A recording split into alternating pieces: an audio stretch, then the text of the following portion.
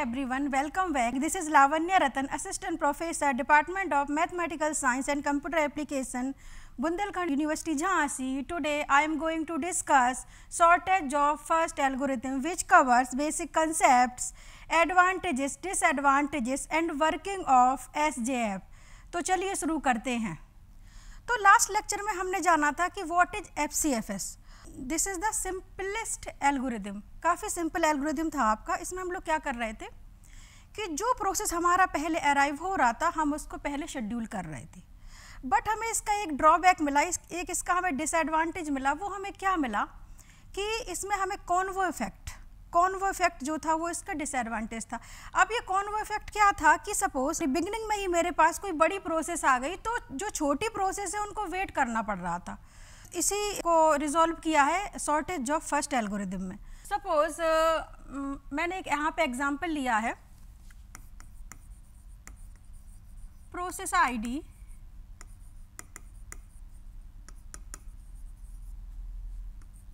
Arrival time bus time. Then we have 5 process P1, P2, P3, P4 and P5 and arrival time is 0, 1, 2, 3, 4 and bus time is 5, 3, 1, 2, 4. Okay? तो सबसे पहले मैं आपको बताना चाहती हूँ शॉर्टेज ऑफ फर्स्ट एल्गोरिथम का जो क्राइटेरिया होता है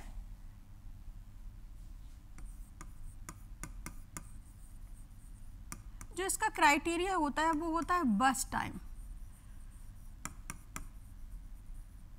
और इसका जो मोड होता है वो होता है आपका pre-emptive and non pre-emptive.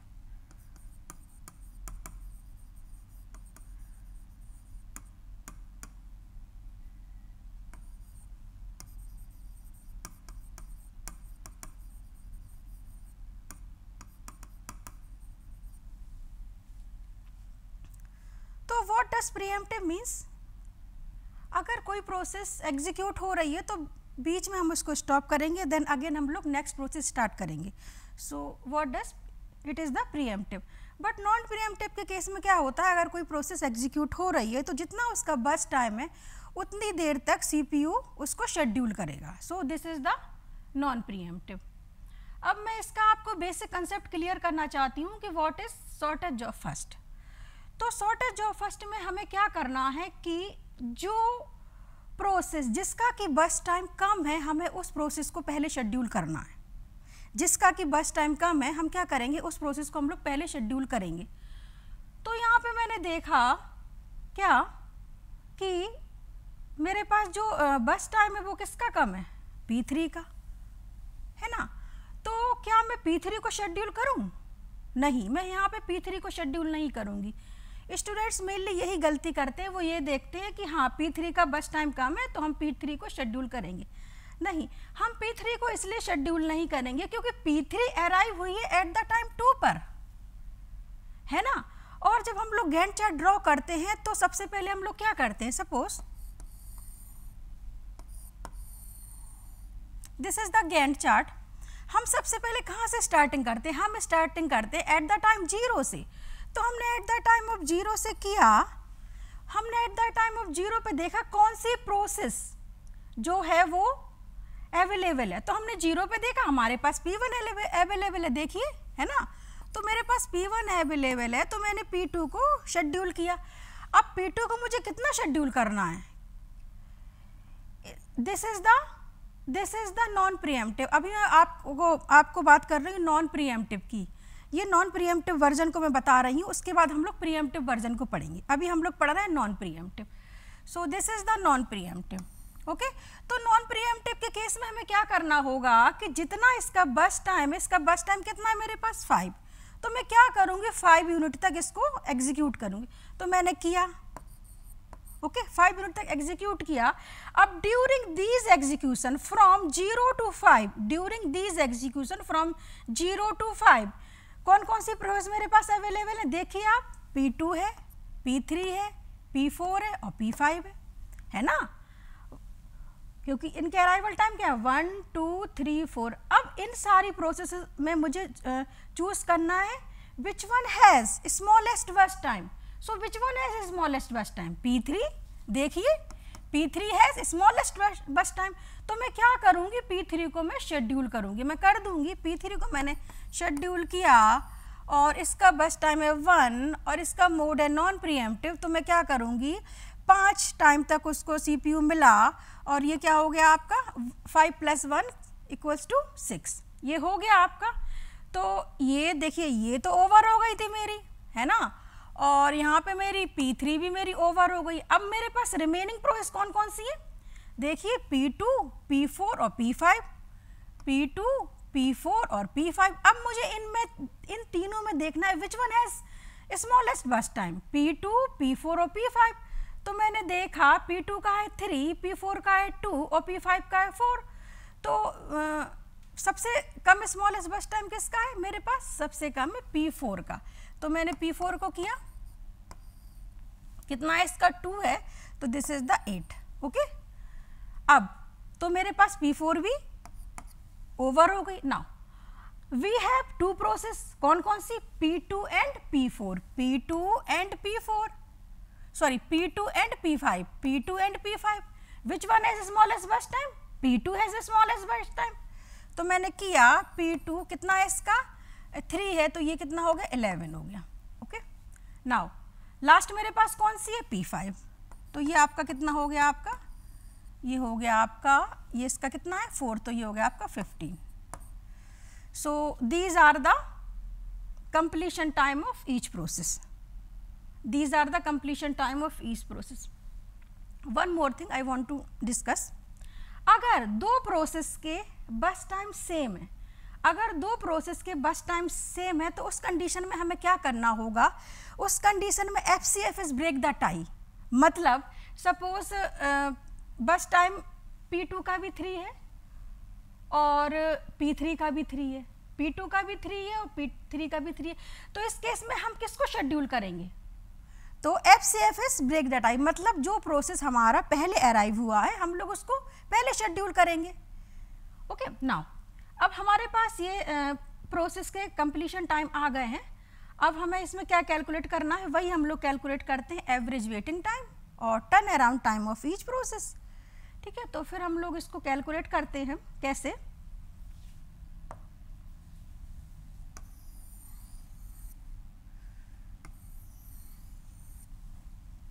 CT,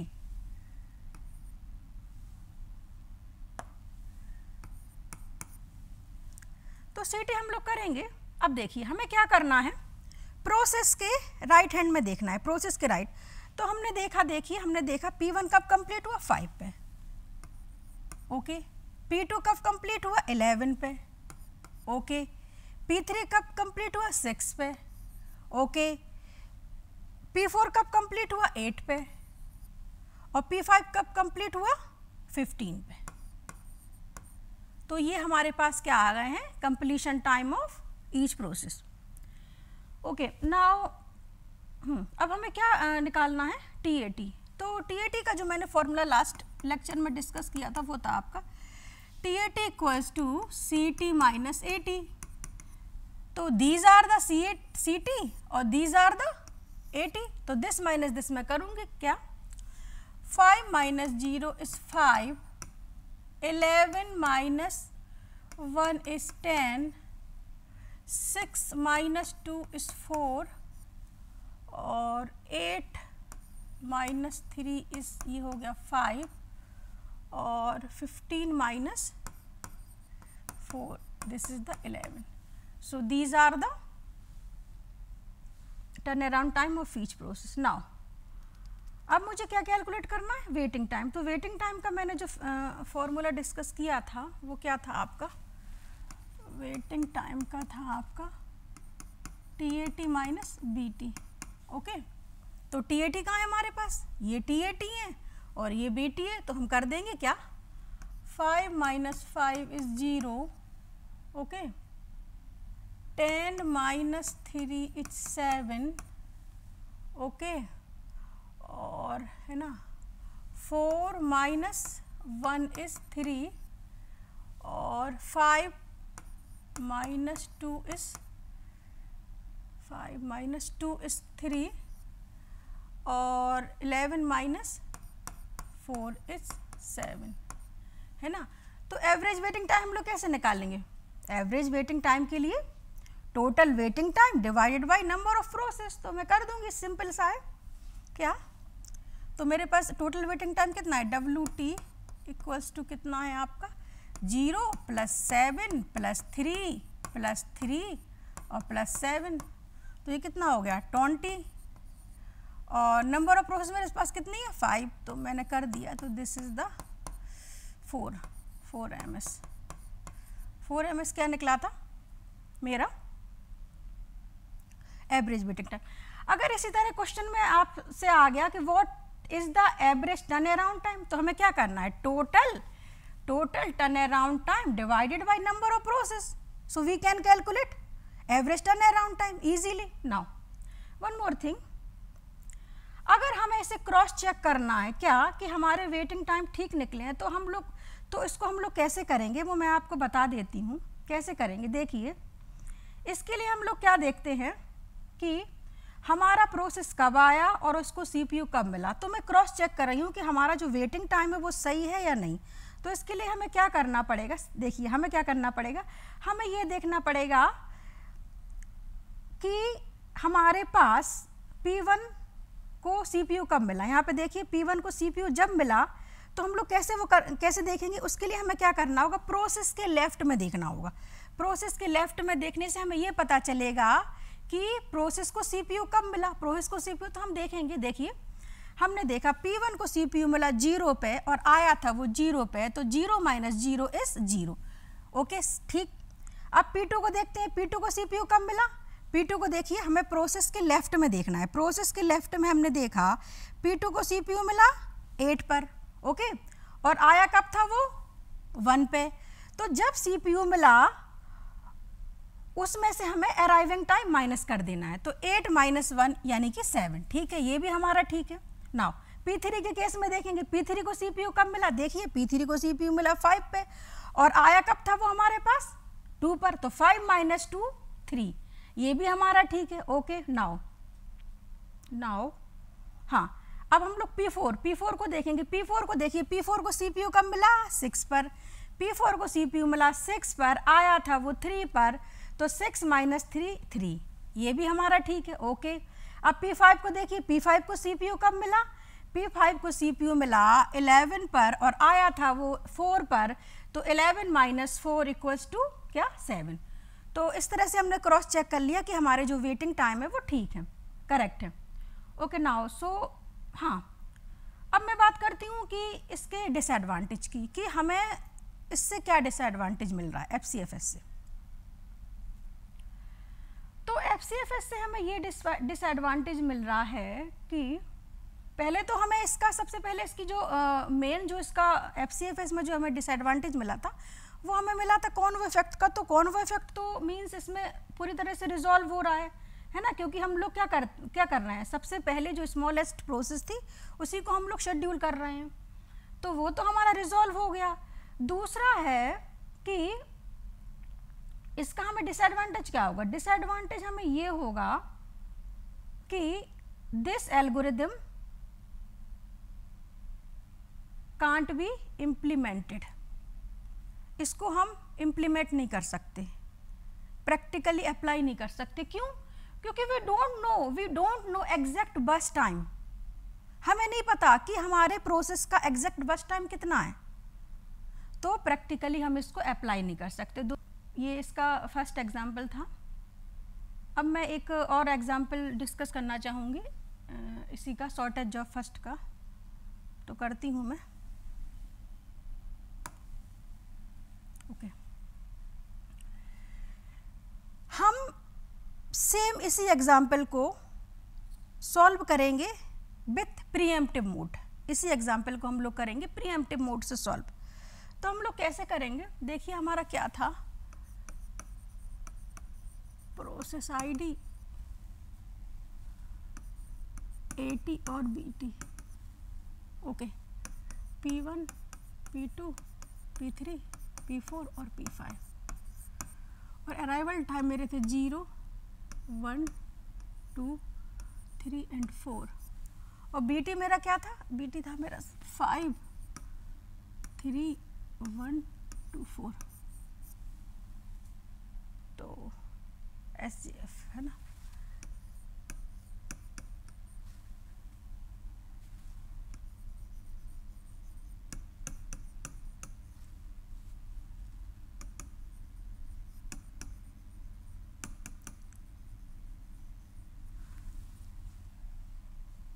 SGF with pre-emptive mode, तो इसे हम लोग प्रीएम्प्टिव मोड से सॉल्व करेंगे। तो जैसा कि इसका जो क्राइटेरिया है दैट इज द BT और इसका जो मोड है वो है आपका प्रीएम्प्टिव।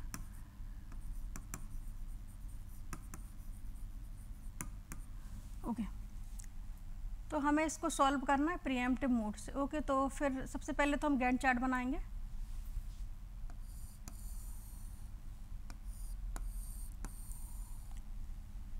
अब देखिए, अभी तक हमने जो दोनों न्यूमेरिकल सॉल्व किए वो किए हमने नॉन प्रीएम्प्टिव मोड से।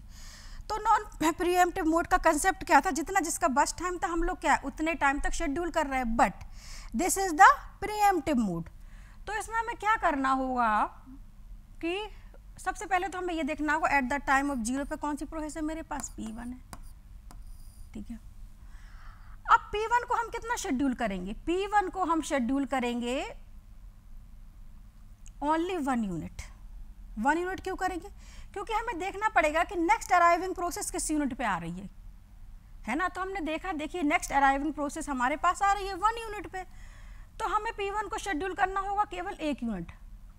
अब हम P1 को 1 यूनिट क्यों शेड्यूल करेंगे? क्योंकि मैंने बताया था कि प्रीएम्प्टिव के केस में हम प्रोसेस को जितना उसका बस टाइम है पूरा शेड्यूल ना करके एक लिमिटेड टाइम तक हम उसको शेड्यूल करते हैं ना। तो फिर हमने वो डिपेंड करता है इसके टाइम पैरामीटर पे कि प्रोसेस को कितने टाइम तक शेड्यूल करना है। राउंड रॉबिन के केस में आपको एक टाइम क्वांटम दिया होता है, तो एक टाइम क्वांटम तक हम लोग शेड्यूल करते हैं बस, but this is the shortage of first. अच्छा, एक one more thing, shortage of first with pre-emptive, shortage of first pre-emptive called the SRTF, shortest remaining time first, है ना। अगर शॉर्टेज ऑफ फर्स्ट की हम लोग प्रीएम्प्टिव मोड की बात कर रहे हैं तो हम लोग यहाँ पे बात कर रहे हैं शॉर्टेस्ट रिमेनिंग टाइम फर्स्ट की। तो चलिए फिर हम लोग इसको करते हैं। क्या हमने केवल 1 यूनिट इसको शेड्यूल किया।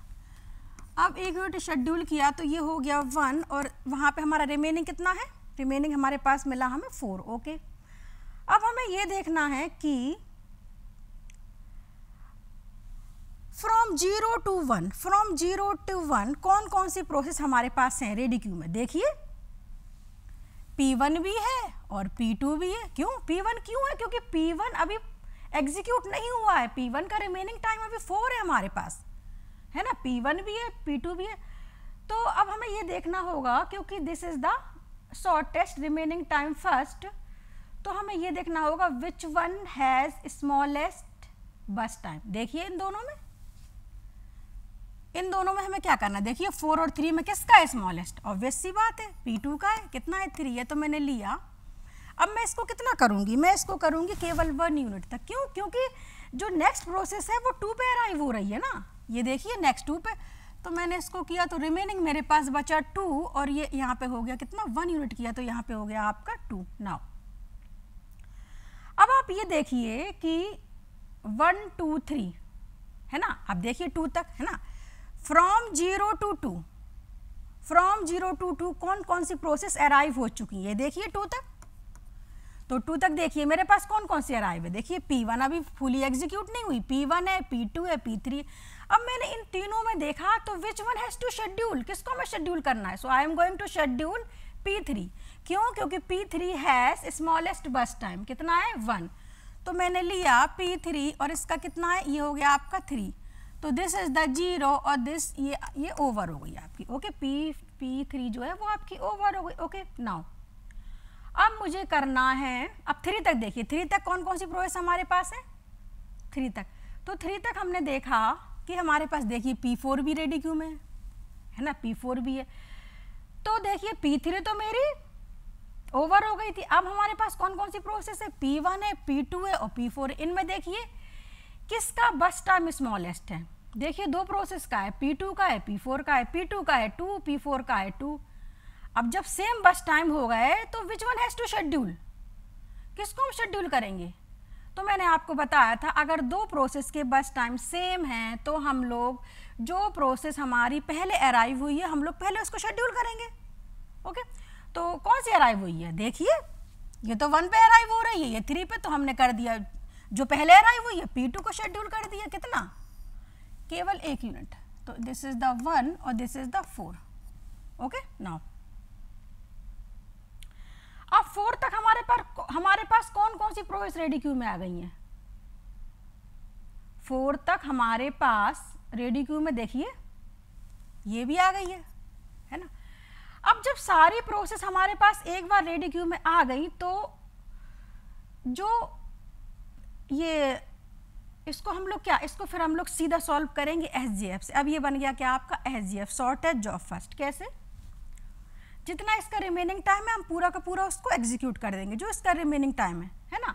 तो एक बार देखिए अब तो सारी प्रोसेस अवेलेबल है ना 5 तक। तो अब देखो P1, P2, P4, P5, P1, P2, P4, P5, which one has to schedule, P2 has to schedule क्योंकि P2 has minimum smallest burst time. तो मैंने किया P2 और ये देखिए कितना है, ये 1 था तो ये हो गया 0 और ये हो गया आपका 5, ये हो गया आपका 5। ओके, नाउ तो ये भी मेरी टर्मिनेट हो गई। अब P2 और P3 टर्मिनेट हो गई। अब मेरे पास कौन कौन सी बची, मेरे पास बची देखिए P1, P4 और P5, P1, P4 और P5। Which one has, P4 has, P4 का कितना है मेरे पास 2 है, तो मैंने करा P4 और इसको मैंने क्या करा है ना पूरा एग्जीक्यूट कर दिया। तो ये हो गया आपका कितना 7। जितना इसका रिमेनिंग टाइम है पूरा का पूरा हम लोग एग्जीक्यूट करेंगे। क्यों कर देंगे, क्यों, मैंने इसको 2 यूनिट इसलिए एग्जीक्यूट किया, मैं बता दे रही हूँ, क्योंकि मेरे पास सारी प्रोसेस अब रेडी क्यू में आ चुकी थी। तो ये क्या बन गया आपका, ये बन गया आपका SGF। तो जितना इसका रिमेनिंग टाइम है तो मैंने कर दिया, तो P4 भी मेरा हो गया है ना। अब हमारे पास कितनी प्रोसेस बची है, मेरे पास बची है P1 और P5। तो P1 और P5 में देखना है मुझे किसको शेड्यूल करना है। अब देखिए दोनों के बस टाइम सेम है, P1 का भी 4 है और P5 का भी सेम है, P1 P5। तो किसको करेंगे हम, ऑब्वियस सी बात है हम लोग P1 को करेंगे। क्यों, क्योंकि P1 पहले अराइव हुई है। तो P1 को मैंने किया तो ये कितना हो गया 7 + 4, दिस इज द 11 और हाँ, और लास्ट में कौन सा बचा मेरा P5। तो ये हो गया आपका कितना 15, 11 + 4 15। तो अगर हमें इसको क्रॉस चेक करना है सपोज, क्योंकि ये आपका SRTF है, शॉर्टेस्ट रिमेनिंग टाइम फर्स्ट, तो हम लोग ऐसे कर लेंगे। हम लोग लास्ट में चेक करते हैं कि जो हमारा लास्ट में जो बस टाइम आया वो क्या टोटल बस टाइम के इक्वल है। तो देखिए तो ये हो गया आपका 8, ये 9 है ना, ये 9 और ये 11 और 11 + 4 15, तो ये 15। तो मीन्स ये हमारा गैंट चार्ट प्रॉपर बना है। ओके, नाउ अब हमें क्या कैलकुलेट करना है, what is the completion time. तो उसके लिए क्या करना है हमें, ओके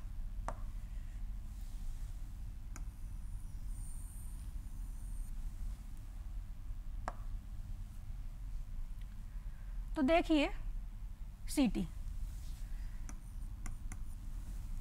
के लिए हमें निकालने के लिए हमें क्या करना होगा, हमें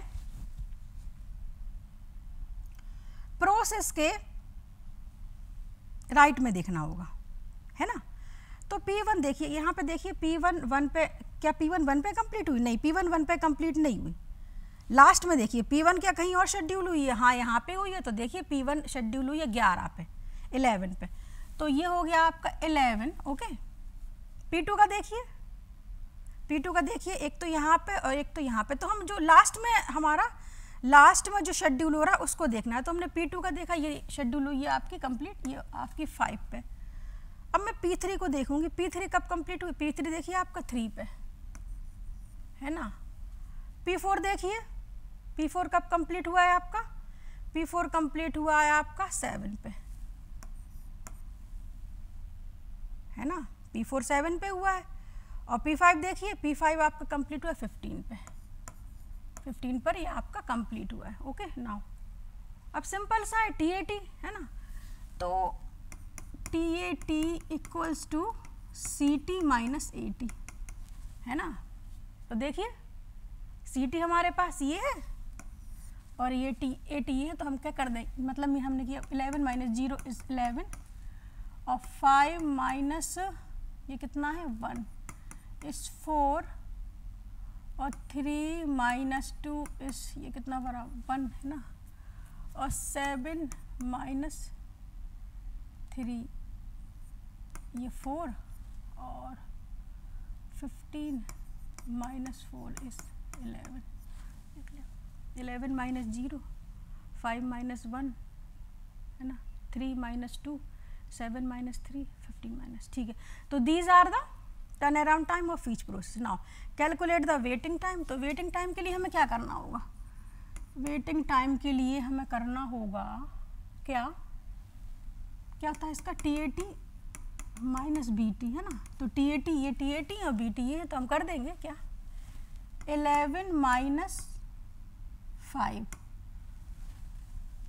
है ना, तो ये हो गया आपका कितना 6 और ये है आपका 4 माइनस 3, तो ये है आपका 1, ओके, और ये है आपका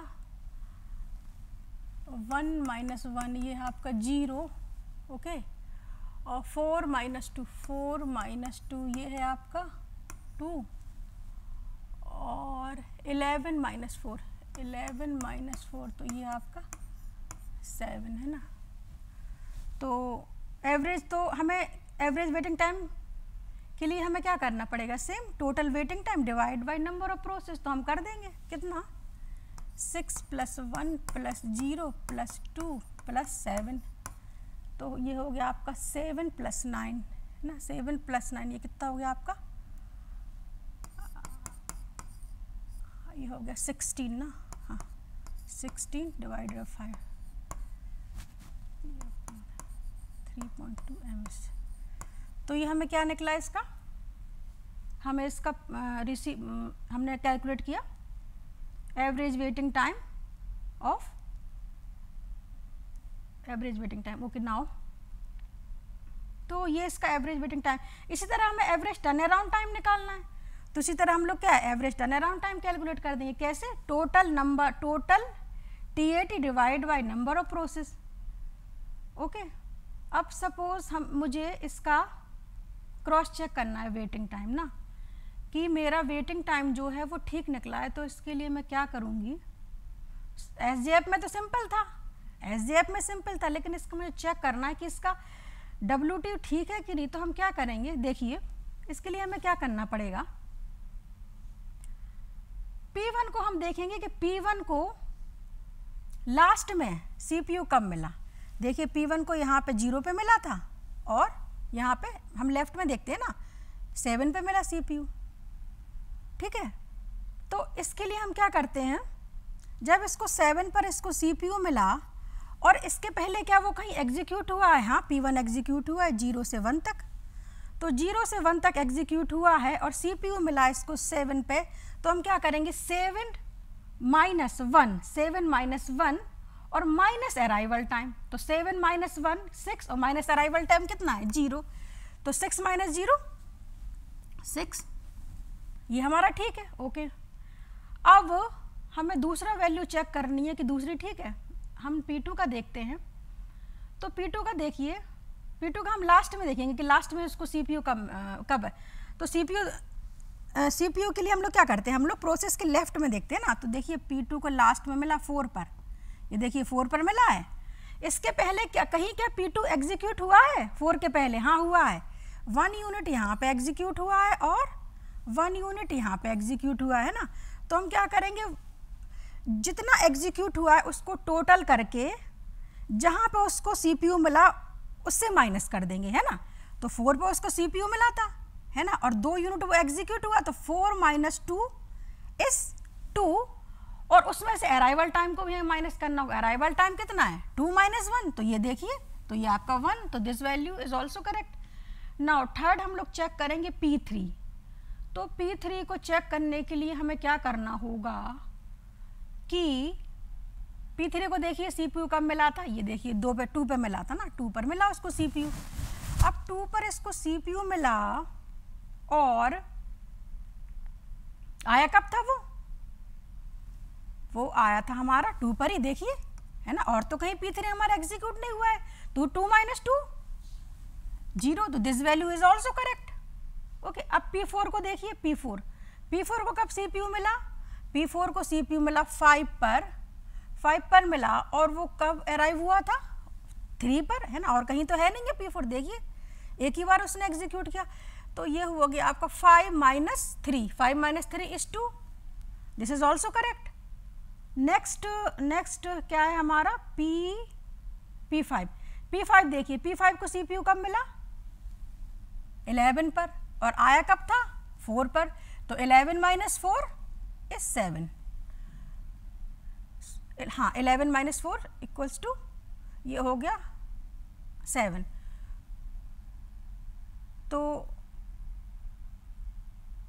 तो ये हो गया आपका क्या, waiting time of each process and turnaround time of each process.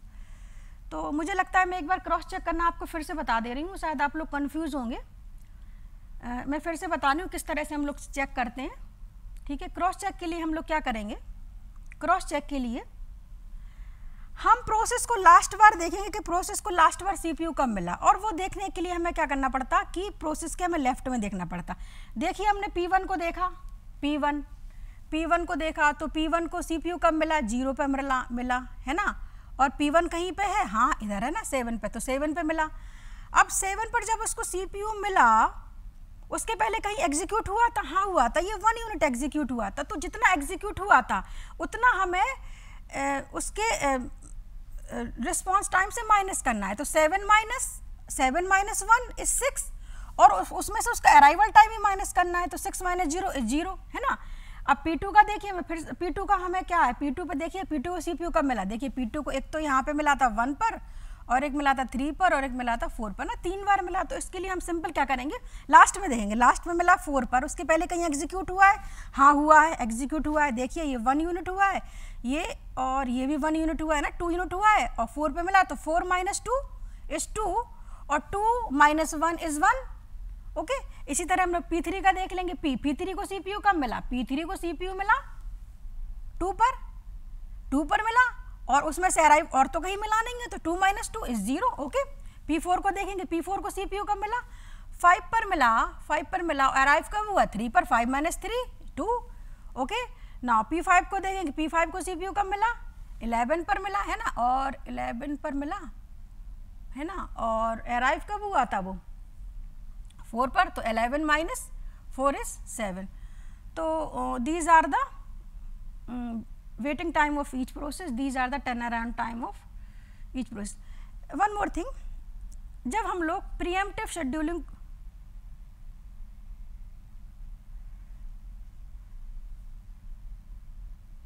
जब हम लोग प्रीएम्प्टिव शेड्यूलिंग को यूज़ करते हैं, तो प्रीएम्प्टिव के केस में हमारा रिस्पॉन्स टाइम है जो वो डिफरेंट आता है, लेकिन अगर हम लोग नॉन प्रीएम्प्टिव यूज़ करते हैं तो वहाँ पे वेटिंग टाइम और रिस्पॉन्स टाइम की वैल्यू हमारे पास सेम आती है। तो हम यहाँ पे इसका रिस्पॉन्स टाइम भी कैलकुलेट कर ले रहे हैं कि what are the response time of each process. तो उसके लिए हमें क्या करना, मैंने आपको बताया था एक फॉर्मूला था आपका RT = FR - AT। अब FR हम लोग कैसे निकालेंगे, देखिए इसके लिए हम लोग क्या करते हैं, प्रोसेस के लेफ्ट में देखेंगे, फर्स्ट प्रोसेस के। तो देखिए P1 को CPU मिला 0 पर, है ना, और अराइवल टाइम क्या है 0, तो 0 - 0 इज 0। ओके, हाँ। अब P2 का देखिए, P2 को CPU मिला 1 पर, और अराइव कब हुआ था 1 पर, तो 1 - 1 इज 0। ओके,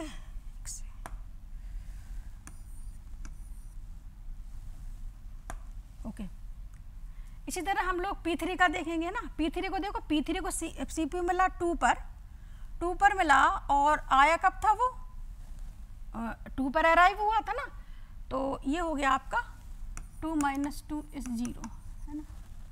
और P4 को देखेंगे, P4 को CPU कब मिला, ये 5 पर मिला, 5 पर मिला और आया कब था, वो आया था आपका 3 पर। 5 - 3 = 2।